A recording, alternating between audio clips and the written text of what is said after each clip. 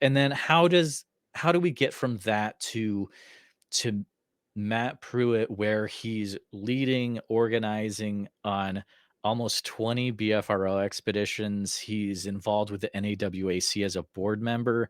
He's involved with Finding Bigfoot episodes. Is that just a slow transition, or like when did you start to make those crazy connections with different people like that?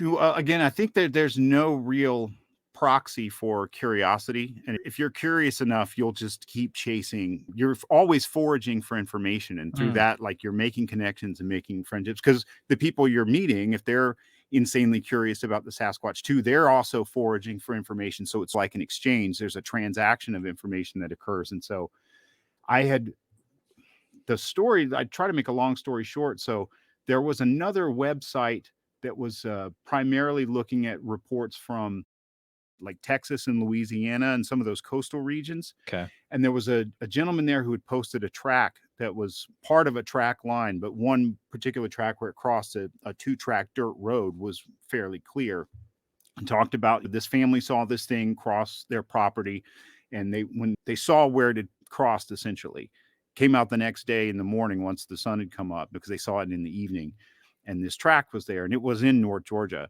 And so I made contact with the gentleman through that forum, and it turned out that he was a paramedic. He'd gone through special forces school, but he wasn't like operational, like, so he went on to get a degree in, I think, kinesiology, and then became a paramedic. But he knew some people that were in like this team of, let's say, like a small crew of local Sasquatch researchers, one of whom was in the BFRO. So once I had made Mm, contact with him, he said, "Oh, you should come out camping with us sometime." And I did, and we really hit it off. And so I got invited to come to a BFRO expedition in okay. 2007 and met Matt Moneymaker and a few other people. And on that expedition, Matt asked me if I would be an investigator. And of course, Oh, I wow. just jumped at the Yeah. opportunity because I knew that for a long time too, they had the largest online billboard, so to speak, Mm, for getting reports, soliciting and eliciting reports from witnesses. Back then, if you Googled Bigfoot, that was the first result you got. And interestingly enough, when I did join the BFRO, there were a backlog of North Georgia reports, a lot of which had just never been touched because there were sure. no real North Georgia investigators there. So it was just through that process that Matt Moneymaker used to run all of the expeditions. And so he would travel across the Oh, country wow. doing that. And after I'd been on 2 expeditions with him, he asked me if I would organize expeditions in Georgia. And so did ones in Georgia, and that went well. And that expanded to doing expeditions in other parts of the country. And then I moved to the Mhm. Northwest, and I was doing those there, and then moved to Oklahoma and did Oklahoma and Arkansas, and then back in the Southeast. And so it was through that process of traveling, networking, meeting other people, Sure. and when the Finding Bigfoot thing happened, it was interesting because there were 2 different pilots that were filmed, like a pilot for a would-be series that were Okay. filmed with BFRO members, and I was in both of them. One of which we filmed in Central Georgia. That must have been like 2009, and another of which we filmed on an island in the Puget Sound in Washington. It's like myself and Matt Moneymaker, Derek Randalls, Wally Hersom was there. That was a lot of fun. Oh, that would be Um, cool, yeah. yeah, a few other people, and it was a great time. But when Finding Bigfoot finally happened, I remember they were asking for information about given locations. And so I put together this sort of info packet on everything I had for North Georgia. Here's the best witnesses and best pieces of physical evidence, or at least photographs of physical evidence. And that was one of the first episodes to get greenlit. And it was actually the second episode that was filmed. So they filmed the pilot in Alaska earlier that year, or early actually in 2010. And then by 2011, the show got greenlit. So then they filmed an episode in the Uwharrie National Forest in North Carolina.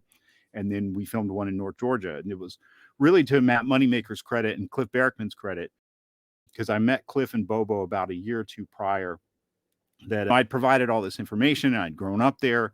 And so when Mhm. it got greenlit, Cliff and Matt Moneymaker pushed the production company, said, "You should hire this guy because Yeah, he totally. knows everyone. He knows where all these locations are." So they gave me a job as the field coordinator and fixer for that Oh, episode. that's cool. Yeah, it was great. So it was part of that like advanced production team that lines up everything from like rental cabins to rental cars to getting all the permits for all the places that we need to film, and scheduling what's going to be filmed, what day, where, and lining up witnesses to be at these different places and times. And it was a blast. Each one of those is for the production side is a 2-week gig. So there's a week of advanced production, and then we're filming with the cast for a week.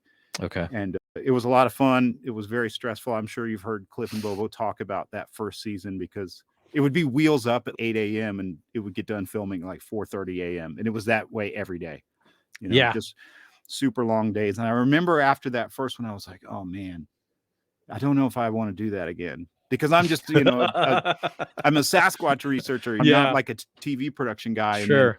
some time passed, and by the time they were about to film season 3, I was living in central Oklahoma, and there was a lot of great information there. And they said, would you want to do another one? And I was like, yeah, sure. And once that one was done, it was a lot of the same pressures and going, oh man, I don't know if I want to do another one of those again. But they were both great fun, because I was very close with all those cast members. And so they were a blast to be around. So through that, those connections still maintained and blossomed, et cetera. I did eventually resign from the BFRO. It was mostly just I wasn't interested in interviewing witnesses, publishing reports, or doing public expeditions anymore. But I still have a lot of great friends in that organization. Gotcha. Yeah.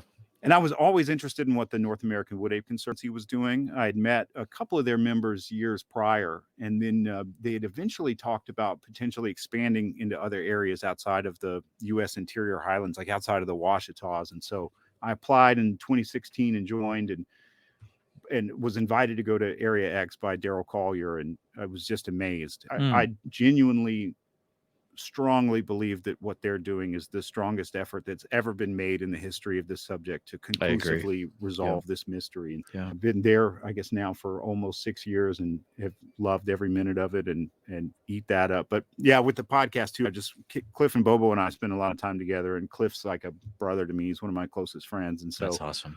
I had a background recording and playing music, and still did a lot of that just at home or projects for other people. And so when they said, hey, we want to do a podcast, do you want to produce it and edit it? It was like, yeah, sure. So dude, here we are. We did 1.8 million downloads last year, which I think is pretty great. Oh my goodness. Very proud of those guys. And it's a lot of fun. I do all the jingles and the music and everything. So that's a lot of fun.